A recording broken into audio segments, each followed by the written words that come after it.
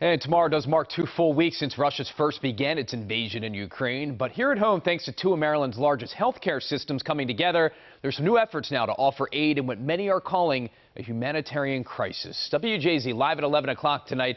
Annie Rose Ramos has much more on this partnership between the University of Maryland Medical System and Johns Hopkins and what Ukrainians here in Maryland have to say about it tonight. Annie Rose. Rick, over $4 million worth of medical supplies from these two hospitals is now on their way to Ukraine. One doctor here tells me these are the supplies frontline workers need on the front lines. But Ukrainians here in Maryland tell me their family and friends back in Ukraine say these supplies can't come a moment sooner.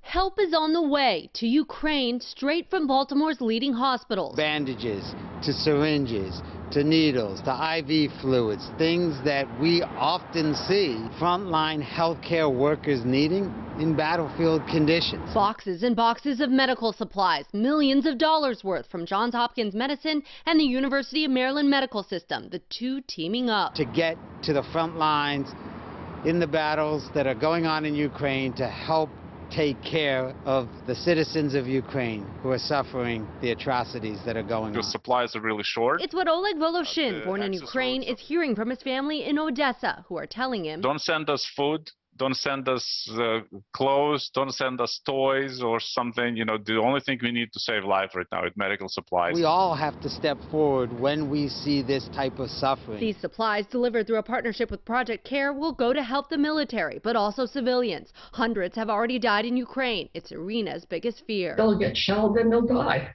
It's a very real possibility. Her best friend is in Lviv, who has a 6-year-old daughter in kindergarten. They are teaching these children first aid, specifically heart massage, that if one of their classmates, now mind you, 6 years old, if one of their classmates is hurt in a bombing, in a shelling, that they will be able to massage the heart of their fellow classmate, hopefully to revive them.